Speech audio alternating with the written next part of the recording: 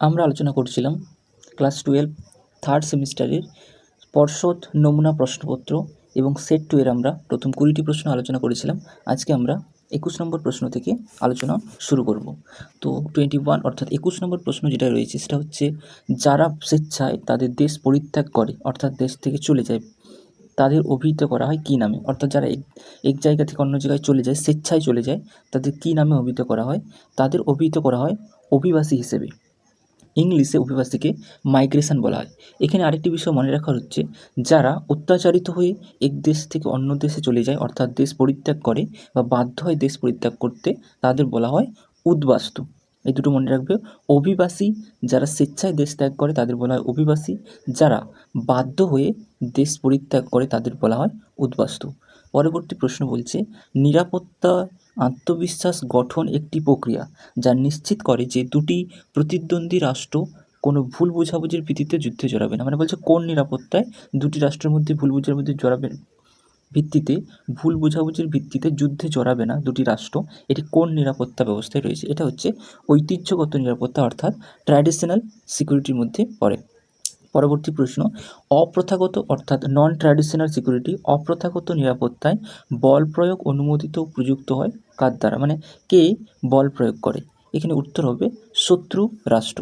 এখানে উত্তর হবে কি? শত্রু রাষ্ট্র কর্তৃক বল প্রয়োগ ঘটে। এখানে অ্যাকচুয়ালি বলছে কোন কার দ্বারা আক্রমণ ঘটে, এটা শত্রু রাষ্ট্রের দ্বারা আক্রমণ ঘটে অর্থাৎ বল প্রয়োগ ঘটে থাকে।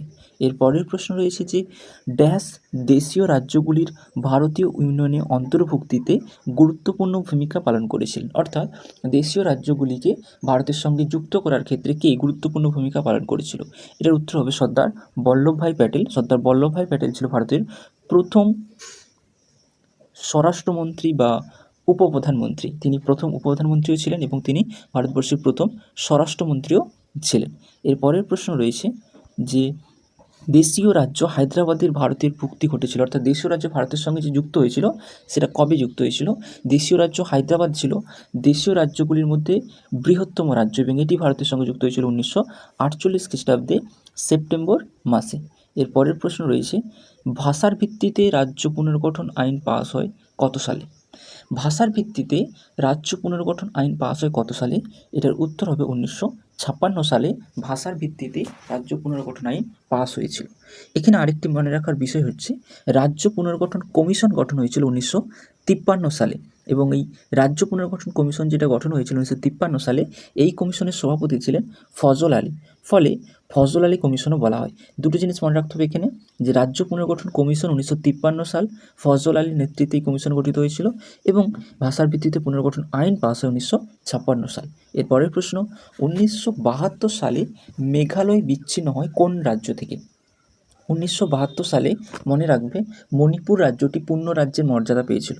এখানে প্রশ্ন করেছে যে 72 সালে মেঘালয় বিচ্ছিন্ন হয়েছিল কোন রাজ্য থেকে? 1972 সালে মেঘালয় বিচ্ছিন্ন হয়েছিল অসম রাজ্য থেকে, এটি বিচ্ছিন্ন হয়েছিল। এর পরের প্রশ্ন রয়েছে, ভারতে 1947 খ্রিস্টাব্দে উদ্বাস্তু সমস্যা ছিল ড্যাশের পরিণতি। অর্থাৎ এখানে বলছে যে কিসের ফলে উদ্বাস্তু সমস্যা ভারতে দেখা দিয়েছিল? এটা এক কথায় উত্তর ভারত বিভাজন, অর্থাৎ ভারত ভাগের ফলে, ভারত বিভাজনের ফলে ভারতবর্ষে 1947 খ্রিস্টাব্দে উদ্বাস্তু সমস্যা দেখা দিয়েছিল।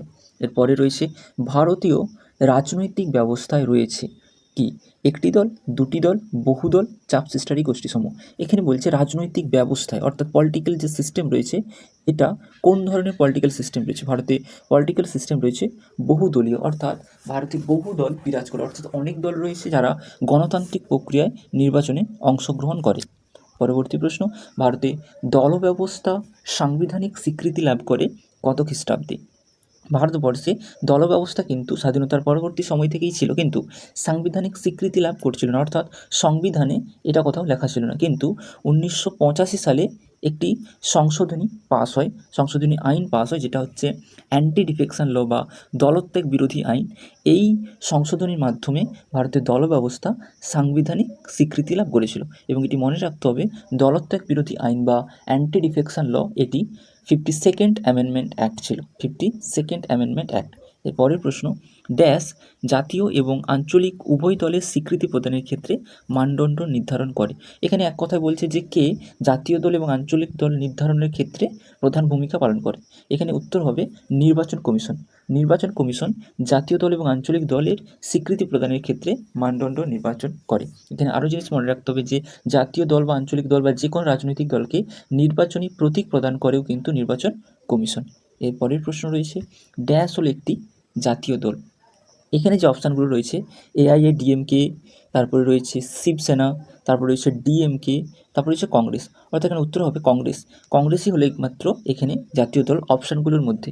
এবার আমি যদি শিবসেনা দেখি তাহলে দেখতে পাবো শিবসেনা হলো একটি ধর্মীয় ভিত্তিক দল, DMK হলো একটি ভাষাভিত্তিক দল এবং AIADMKও একটি ভাষাভিত্তিক দল। কিন্তু DMK হলো ভাষাভিত্তিক দল, তার সঙ্গে DMK ভারতবর্ষের সবচেয়ে পুরনো আঞ্চলিক দল, যেটি 1949 সালে তৈরি হয়েছিল। এর পরের প্রশ্ন রয়েছে, রাজনৈতিক সমস্যায় জনমত গঠন করা যাদের একটি অন্যতম কাজ, মানে কারা রাজনৈতিক সমস্যার ক্ষেত্রে জনমত গঠন করা অর্থাৎ জনসমর্থন আদায় করার চেষ্টা করে, তারা হলো রাজনৈতিক দল। রাজনৈতিক দল জনমত গঠন করার চেষ্টা করে বা জনমত গঠন করে। এর পরের প্রশ্ন রয়েছে যে 1965 সালের যুদ্ধের পর ভারত ও পাকিস্তানের মধ্যে শান্তি পুনঃস্থাপিত হয়। মানে এখানে বলছে 1965 সালে ভারত এবং পাকিস্তানের মধ্যে একটি যুদ্ধ সংগঠিত হয়েছিল। এই যুদ্ধের পর একটি চুক্তি হয়েছিল 1966 সালে এবং সেই চুক্তিটি কথায় হয়েছিল 1966 সালে। 1965 সালে যুদ্ধের পর যে চুক্তিটি হয়েছিল সেটি হয়েছিল তাশখন্দে এবং এটি ছিল তৎকালীন সোভিয়েত ইউনিয়নের অংশ। এই 1966 সালে তাশখন্দে ভারতের সঙ্গে পাকিস্তানের চুক্তি করতে গিয়ে ভারতের তৎকালীন প্রধানমন্ত্রী লাল বাহাদুর শাস্ত্রী প্রাণ হারিয়েছিলেন বা মারা গিয়েছিলেন। তারপরের প্রশ্ন রয়েছে, সদ্য স্বাধীন বাংলাদেশের জন্ম হয় কত সালে? অর্থাৎ বাংলাদেশ কিন্তু ভারতীয় স্বাধীনতার সময় ছিল না। ভারত যখন স্বাধীন হয় দুটি রাষ্ট্র তৈরি হয়েছিল, একটি হচ্ছে ভারতবর্ষ, অন্যটি হচ্ছে পাকিস্তান। পরবর্তী সময়ে পাকিস্তান থেকে বাংলাদেশ বিচ্ছিন্ন হয় এবং সেটি বিচ্ছিন্ন হয়েছিল 1971 সালে। অর্থাৎ 1971 সালে বাংলাদেশ নামক দেশটি জন্ম হয় বা বাংলাদেশ স্বাধীনতা লাভ করে পাকিস্তানের থেকে। এর পরের প্রশ্ন রয়েছে, গুজরাল নীতি, এটাকে ইংলিশে বলা হয় গুজরাল ডকট্রিন। এই নীতিটি সেই যেখানকার প্রাক্তন প্রধানমন্ত্রীর পররাষ্ট্রনীতিকে নির্দেশ করে। মানে এখানে কোথায় বলছে যে গুজরাল ডকট্রিন কোন দেশের প্রধানমন্ত্রীর বিদেশ নীতির একটি বৈশিষ্ট্য। এটি হলো ভারতের এক প্রাক্তন প্রধানমন্ত্রী IK গুজরাল অর্থাৎ ইন্দ্র কুমার গুজরালের একটি বিদেশ নীতির অংশ। অর্থাৎ এখানে উত্তর হবে ভারতের। ইন্দ্র কুমার গুজরাল একটি বিদেশ নীতির ক্ষেত্রে পদক্ষেপ গ্রহণ করেছিল যেটাকে বলা হয় গুজরাল ডকট্রিন। এরপরে প্রশ্ন রয়েছে, ভারত ও চীনের মধ্যে পঞ্চশীল নীতি স্বাক্ষরিত হয়েছিল কত সালে? ভারত এবং চীন 1954 সালে একটি চুক্তি স্বাক্ষর করেছিল যেটি পঞ্চশীল চুক্তি নামে পরিচিত এবং তৎকালীন প্রধানমন্ত্রী ভারতের জওহরলাল নেহরু চুক্তির ঘোষণা করেছিলেন এবং এই চুক্তি হয়েছিল ভারতের সঙ্গে চীনের সঙ্গে এবং ভারতের প্রধানমন্ত্রী জওহরলাল নেহরু এবং চীনের প্রধানমন্ত্রী চৌ এন লাইয়ের মধ্যে এই চুক্তিটি হয়েছিল এবং এখানে 5টি চুক্তির নীতি ছিল বা 5টি শর্ত ছিল, তাই জন্য এটিকে পঞ্চশীল চুক্তি বলা হয়। এরপরে প্রশ্ন রয়েছে, ভারতের সঙ্গে যে দেশের বিবাদের বিষয় কাশ্মীর সমস্যা। মানে এখানে এক কথায় বলছে যে কাশ্মীর সমস্যা কোন দেশের সঙ্গে ভারতের রয়েছে।